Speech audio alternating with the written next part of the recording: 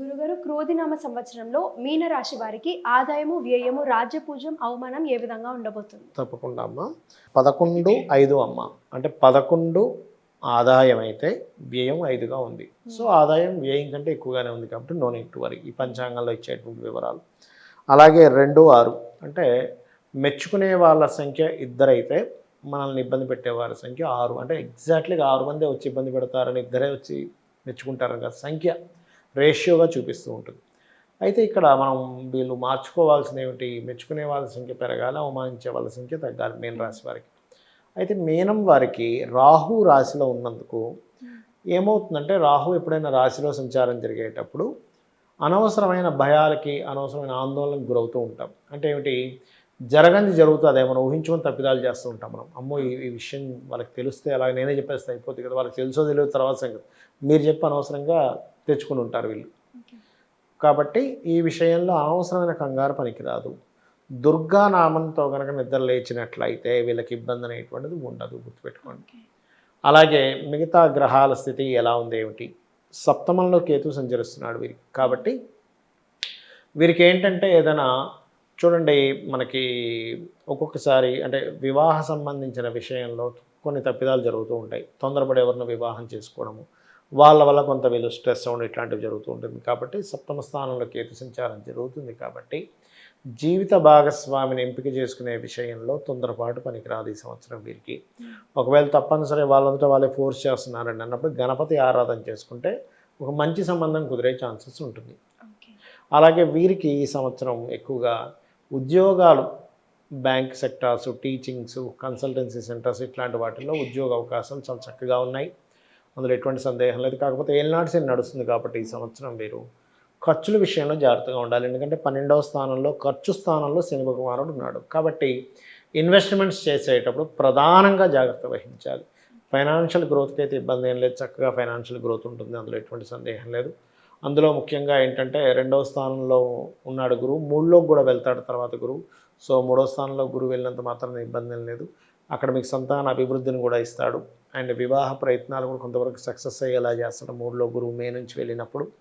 అదేవిధంగా ఇక్కడ చూసుకున్నట్లయితే ఈ శని భగవానుడు 12వ స్థానంలో ఉన్నందుకు కొంచెం వీరికి ఏంటంటే ప్రాపర్టీస్ పరంగా పూర్వీకుల ఆస్తులు ఏవైనా సరే పెండింగ్లో ఉన్నా కూడా కొంతవరకు క్లియర్ అవుతాయని చెప్పుకోవచ్చు. కాకపోతే సప్తమంలో కేతు ఉన్నందుకు కొంచెం జీవిత భాగస్వామితో కొంత ఆ భూమి విషయంలో కూడా కొంత స్ట్రెస్ ఉండడము, జీవిత భాగస్వామి కావచ్చు, పార్ట్నర్స్తో కావచ్చు, కొన్ని చిన్న చిన్న లిటిగేషన్స్ రావడం లాంటివి చూపిస్తున్నాయి బలంగా. అదొకటి మెయిన్గా చూసుకోవాలి. ఉద్యోగ ప్రయత్నాలు బాగున్నాయి. అండ్ అలాగే కాకపోతే కొంచెం ప్రాపర్టీస్ ఏదైనా తీసుకునేటప్పుడు కూడా కాస్త చూసి తీసుకోవాలి. అంటే ఏమిటంటే ఎలా అంటే ఇప్పుడు చూడండి, మనం ఏదైనా ప్రాపర్టీకి మనీ కడతాం, వాళ్ళ కన్స్ట్రక్షన్ ఇంకేముంది మీకు 2 ఇయర్స్లో హ్యాండ్ ఓవర్ చేస్తా అంటాడు, వాడు 4 ఇయర్స్ పడుతుంది, ఒక్కోసారి 3 ఇయర్స్ పడుతుంది, అట్లా లేట్ అవుతుంటాయి. ఈ లేట్ ప్రాసెస్ అనేది అవుతుంది అని గుర్తుపెట్టుకోవాలి. ఎందుకంటే ఏలినాటి శని నడుస్తుంది వీళ్ళకి. ఎలాగో ఏలినాటి శని అంటేనే పనులు లేట్ అవ్వడం, దానివల్ల మనకు వెక్స్ అవ్వడం, చిరాకు రావడం లాంటివి జరుగుతుంటాయి. దీనికి ఏంటి, కొంచెం ఏదైనా టెంపుల్స్కి వెళ్ళి అక్కడ సేవ చేయడము, కొంచెం వాకింగ్ చేయడము, అలాగే నూనె దానంగా ఇవ్వడము, నువ్వులు దానంగా ఇవ్వడము, ముసలి వాళ్ళకి ఎవరికైనా సరే వాళ్ళకి మెడిసిన్స్ లాంటివి ఏదైనా కావాలంటే వాళ్ళకి కొనివ్వడము, కాస్త రోడ్డు మీద ఉండేటువంటి బిచ్చగాలైతే వాళ్ళకి ఏదైనా అన్నం, పెరుగన్నం లాంటివి దానంగా ఇవ్వడం చేసినట్లయితే అన్ని విధాలు బాగుంటుంది.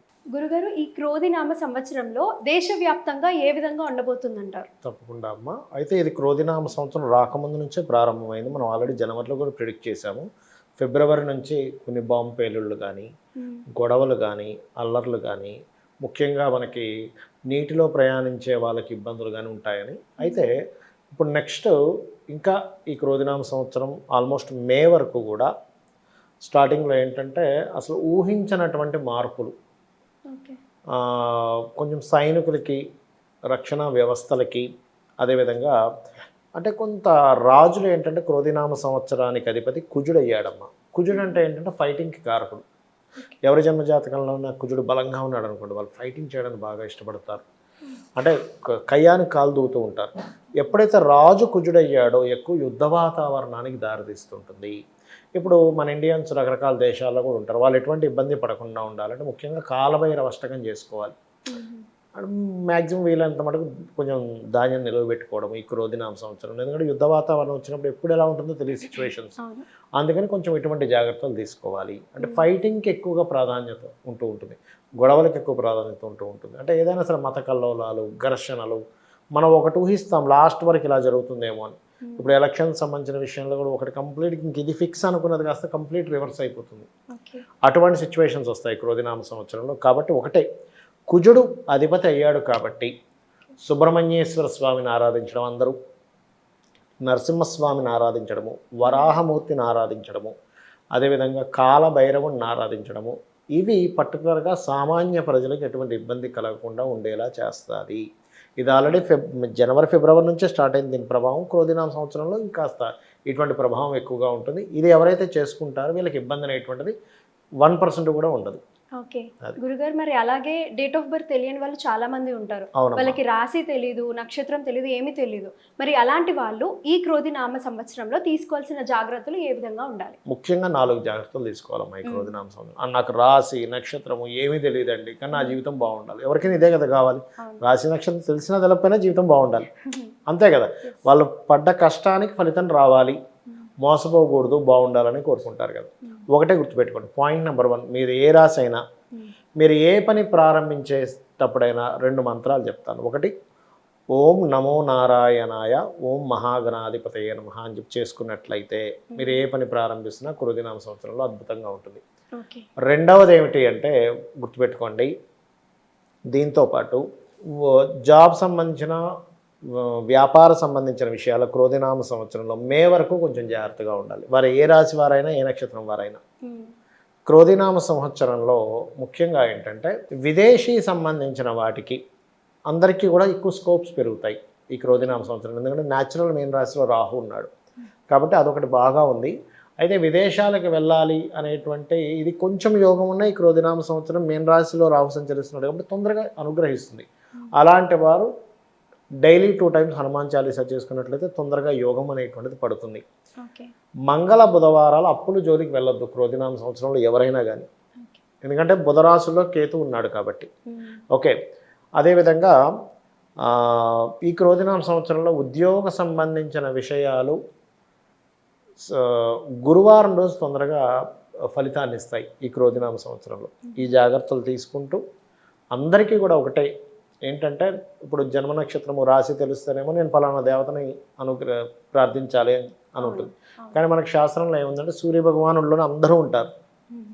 గణపతి అంటే ఆ సకల దేవతలు ఉంటారు, అమ్మవారు ఉంటుంది, ఈశ్వరుడు ఉంటాడు, విష్ణువు ఉంటారు, గంధర్వులు ఉంటారు, యక్షులు ఉంటారు, అప్సరసులు ఉంటారు, పితృదేవతలు ఉంటారని చెప్తుంది శాస్త్రం. అందుకని చక్కగా నీరు తీసుకొని సూర్య భగవాను చూస్తూ నీలో ఉన్న గణపతికి, నీలో ఉన్న సకల దేవతలకి, నీలో ఉన్నటువంటి గంధర్వులకి, నీలో ఉన్న సప్త ఋషులకి, విష్ణువుకి, శివుడికి అందరికీ సమర్పిస్తున్నాను నమస్కరించుకుంటే సకల దేవతల అనుగ్రహం లభిస్తుంది, జన్మ నక్షత్రం రాశి తెలియకపోయినా కూడా.